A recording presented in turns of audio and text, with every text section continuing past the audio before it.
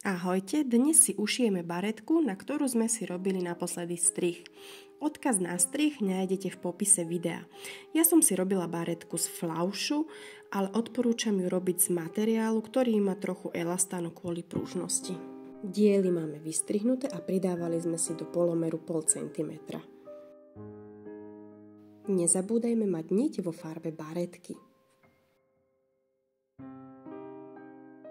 Dáme si diely lícom k lícu a ja to tu nemám, ale treba si to zošpendliť. Pri šití už uvidíte, že ja som si to zošpendlovala a zošívala som na pätku 0,5 cm.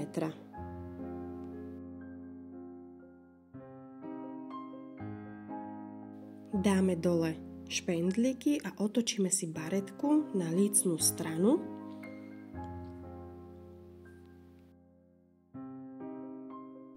Priložíme posledný diel a opäť zošpendlíme. Je to celkom dosť podstatné, aby sa vám to zbytočne nezvlnilo a nemuseli ste párať.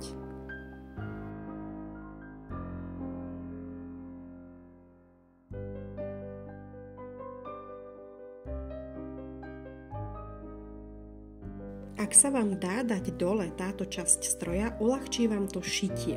Šijeme na 0,5 cm, ktoré sme si pridávali pri strihaní. Odšpendlíme.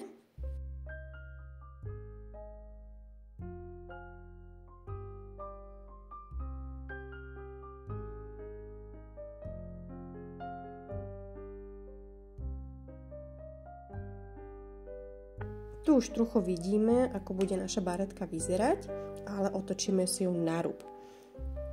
Priložíme si kraje k sebe, zohneme a opäť špendlíme. Dbáme na to, aby bol kraj na šití a takto špendlíme celý obvod baretky.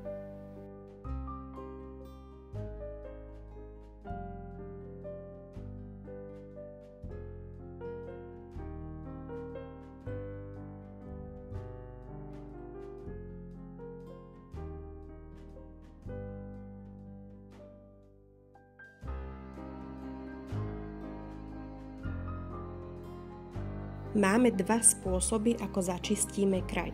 Buď ho zošijete ako ja, alebo ručne slepým stehom. Ak sa vám video páčilo, tak kliknite na odber, aby vám nič neutieklo. Ak máte nejaké otázky, kľudne mi napíšte na mail, v popise videa ho nájdete. Tak a už máme hotovú baretku.